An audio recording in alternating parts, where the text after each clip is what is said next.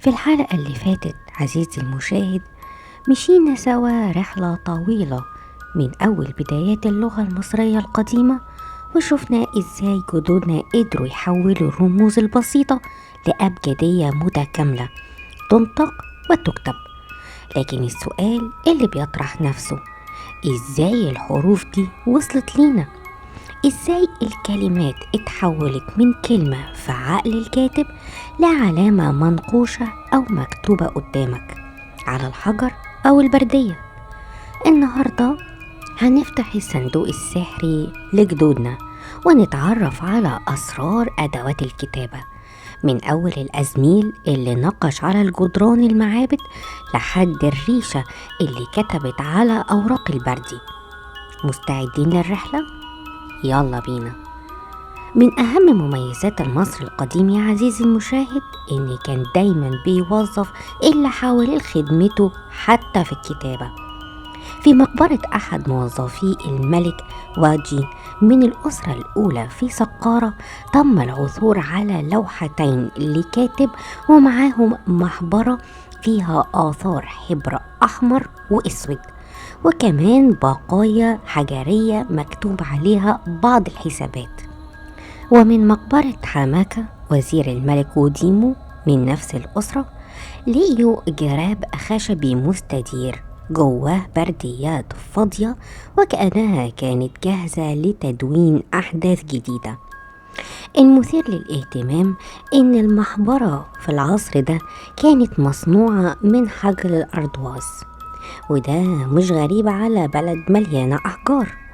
غير كده كانت تتوافر مواد كتيرة للكتابة والرسم زي اللخاف والشقف وشطف الحجر الجيري وكسر الفخار، وخصوصا الفخار الخشن اللي كان مثالي لتمرينات المدارس وخطابات الخاصة.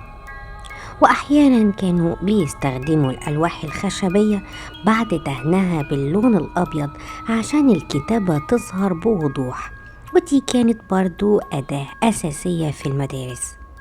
كل ده استمر لحد ما المصريين اكتشفوا الكنز اللي عبر عن قواعد اللعبة، الورق البردي. ومع اكتشاف الورق البردي عزيزي المشاهد، المصري القديم فتح لنفسه باب جديد لعالم الكتابة، مادة متوفرة سهلة التصنيع ومرنة جدا في التدوين. ويمكن أكون مش ببالغ لو قلتلك إن معظم أوراق البردي اللي صنعوها أجدادنا وصلت لينا بحالة ممتازة بعد آلاف السنين. السر مناخ مصر الجاف والرمال اللي كانت بتحيط بالوادي وتحميه من الرطوبة والتلف. المكتشفون حددوا أماكن العثور على البرديات في المباني الأثرية الخربة أو أكوام القمامة المغطاة بالتراب الناعم. والمفارقة إن الفلاحين زمان كانوا بيعتبروا البردي سماد ممتاز للأرض. حتى في المقابر لقيوا أوراق البردي مستخدمة في تغليف المومياوات أو موضوعة بجانبها. أول الاكتشافات كانت في مصر الوسطى، لكن الكمية الأكبر ظهرت في مصر العليا، بينما الدلتا كانت الأقل حظا.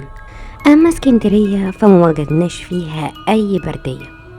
نبات البردي نفسه كان بينمو بكثافة في مستنقعات الدلتا وفي المناطق القريبة من اسكندرية والفيوم، لكنه للأسف انقرض.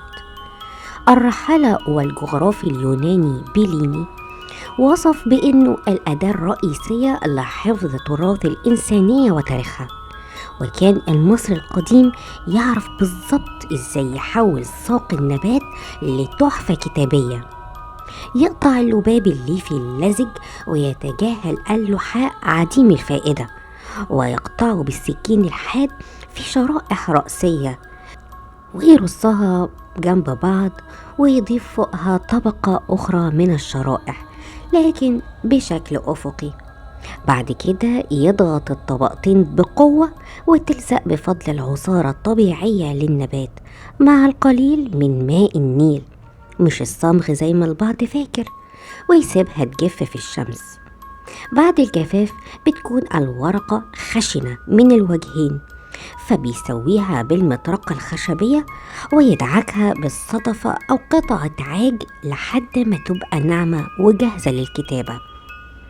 اللفافة العادية بتحتوي على 20 فرخ، لكن لو احتاجوا يسجلوا سجلات رسمية كان بيلزقوا ورقة في ورقة لحد ما يوصل طول اللفافة 15 متر وأحيانا 30 متر كاملة.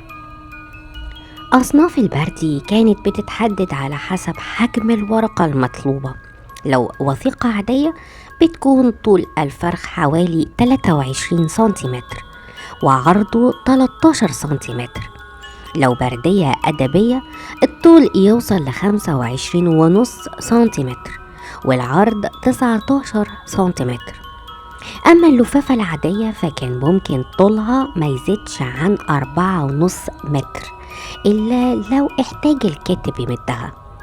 ونظرا لأن ورقة البردي مادة ثمينة جدا ما كانش بتتوزع على المبتدئين، لكن كان يخصص للكتبة المحترفين أو التلاميذ في مرحلة متقدمة من التعليم. ومع الأسرة الثالثة بدأ الكاتب المصري ينسخ المؤلفات الهامة في مجالات مختلفة، ومع مرور الوقت أصبح البردي يلعب دور أساسي في نشر الأدب والعلوم في العالم المتقدم. لكن مع بداية القرن الرابع الميلادي بدأ البردي يفقد مكانته تدريجيا، رغم أن المصري القديم ترك لنا اسمه واضح. ففير يمكن تندهش لو عرفت أن كلمة paper الإنجليزية نفسها أصلها من الكلمة اليونانية بابيروس اللي العرب سموها فيما بعد ورق البردي. تعالوا نختبر معلوماتكم. هل تعرفوا الحبر الأسود كان بيصنع من إيه؟ المصري القديم كان عبقري حتى في تفاصيل الكتابة. الحبر الأسود كان له 3 مصادر، إما من السناج أو الهباب اللي بيجتمع أسفل الأواني والقدور الطهي ويتم طحنه وخلطه بالصمغ العربي المجفف أو من تفحيم خشب الصمت أو من معدن المنجنيز. أما الحبر الأحمر فكان بيجي من مادة المخرة الحمراء، ودي موجودة بكثرة في الصحاري المصرية. اللينين كانوا بيشكلوا في صورة أقراص صغيرة تجفف وتحفظ في الدواء، ولما يحين وقت الكتابة تدق وتذاب في الماء. الأحمر كان للعناوين والأسود للسطور الأساسية. ومع الوقت بدأ المصري يستخدم الألوان التانية زي الأخضر والأزرق والأصفر وحتى الأبيض. العلماء كانوا فاكرين زمان إن الألوان دي مجرد مواد طبيعية مطحونة، لكن التحاليل الحديثة أثبتت إن هي تركيبات كيميائية معقدة جدا. يعني المصري القديم ما كانش بس كاتب، ده كان كيميائي ماهر قبل آلاف السنين. على حواف الشواطئ البرك والمستنقعات أو في الأراضي المالحة كان بينمو نبات الثمار، النبات السحري اللي بيصنعوا منه فرشاة الكتابة. في مقتنيات من عصر الأسرة 18 العلماء فحصوا عينات من الأقلام الكتابة ولقيوا إن طول القلم يتراوح ما بين 16 و 36 سنتيمتر. أحد طرفيه كان بيتبري بميل كأنه راس أزميل، وبعدها يتم مضغه بالأسنان لفصل الألياف، والنتيجة فرشاة دقيقة جاهزة لتدوين التاريخ. لكن الثمار ما كانش الوحيد.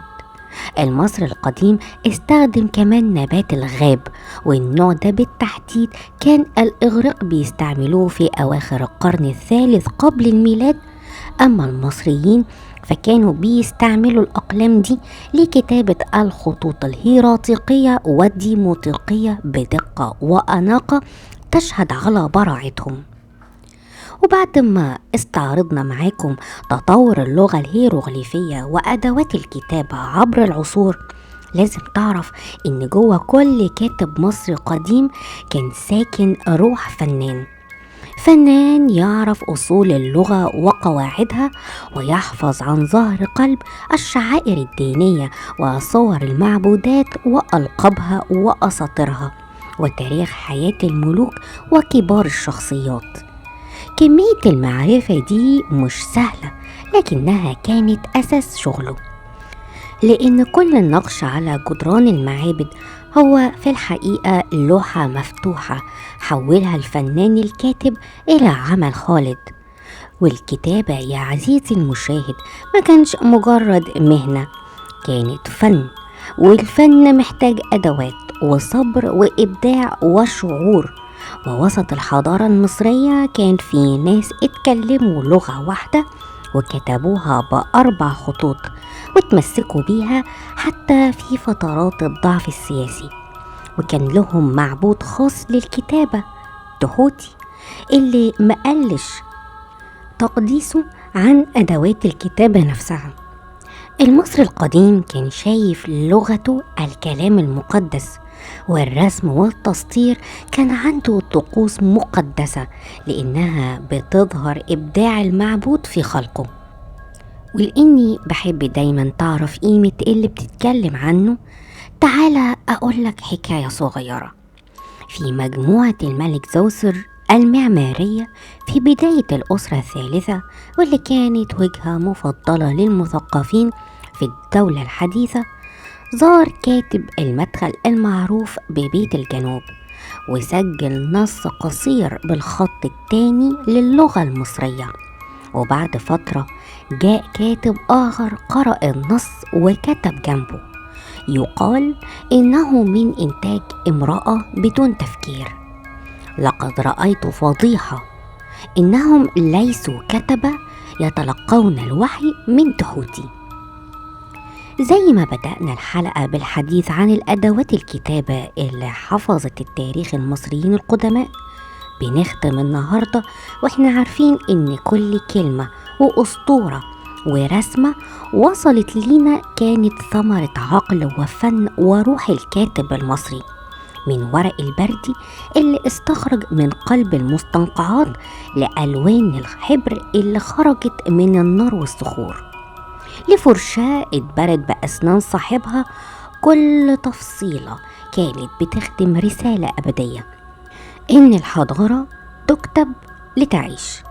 وبكده لما تمسك أي نص مصري قديم أو نشوف نقش على جدران معبد، افتكر إنك مش بس بتقرأ تاريخ، إنت بتقرأ إحساس فنان، وبتلمس أثر إلهامه من تحوتي المعبود اللي جعل الكتابة نورا لا ينطفئ.